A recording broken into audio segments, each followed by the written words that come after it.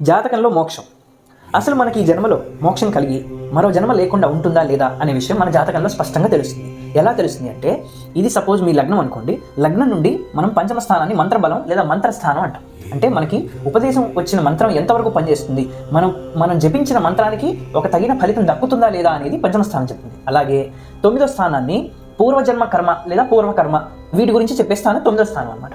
ఇది ఒక్క స్థానం. దాని తర్వాత 12వ స్థానం ఆ అంతరంగం రాశాను కదా, అంటే ఆ ఆంతరంగిక విషయాలు, అంటే గుప్తంగా, అంటే డీప్ ఇన్సైడ్ యువర్ హార్ట్ అంటారు కదండి. అలా లోపల ఒక విషయం మనకి మెదులుతూ ఉంటుంది, కానీ దాని మీద మనం ఫోకస్ చేయం. ఎప్పుడో తీవ్ర దుఃఖం లేదా ఎప్పుడో తీవ్ర సంతోషం కలిగినప్పుడు అసలు మనం ఎందుకు పుట్టాము, ఈ భూమి మీదకి ఎందుకు వచ్చాము, ఆ రీజన్ ఏంటి, వచ్చిన రీజన్ ఏంటి, ఈ లైఫ్ సైకిల్ ఎందుకు ఇలా పుట్టడం చచ్చిపోవడం ఇలా ఎందుకు జరుగుతుంది అనే ఆలోచనలు గుప్తంగా లోపల ఆలోచించుకునే స్థానం కాబట్టి ఇది 12వ అంతరంగ స్థానం అని రాశాను అనమాట.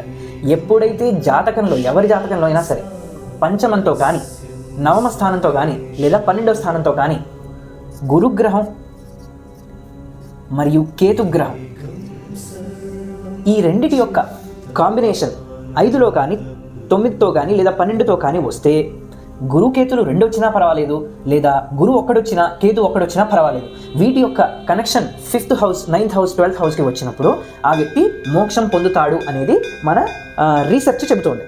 కొన్నిసార్లు కొన్ని జాతకాలకి ఈ 5th కనెక్షన్ ఉండకపోవచ్చు. అంటే మంత్రస్థానం, జనరల్గా మంత్రం చదివితేనే మనం మంత్రంలోని అంతరార్థం ఏంటి అనేది తెలుసుకుంటాం. కానీ కొంతమందికి డైరెక్ట్గా ప్రాప్తిస్తుంది. ఉదాహరణగా ఇప్పుడు రామకృష్ణ పరమహంస గారు ఉన్నారు, మళ్ళీ రమణ మహర్షి గారు ఉన్నారు. వాళ్ళకి మంత్ర బలం అంటే మంత్రం ఏం నేర్చుకోవాలి వాళ్ళు, కానీ డైరెక్ట్ మోక్షస్థానం అంటే ఈ నవమ స్థానానికి 12వ స్థానానికి వీటి యొక్క కనెక్షన్ ఉంటుంది అనమాట.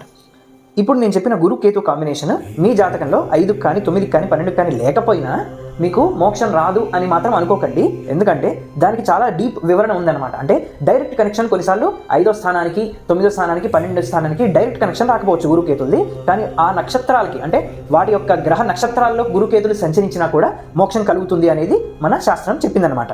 అయితే దీని గురించి ఇంకా డీటెయిల్డ్ వివరణ, ఉదాహరణ ఎవరైనా మోక్షం పొందిన వాళ్ళ యొక్క జాతక వివరాలు తీసుకొని ఒక పెద్ద డీటెయిల్డ్ వీడియో చేసే ప్రయత్నం చేస్తాను.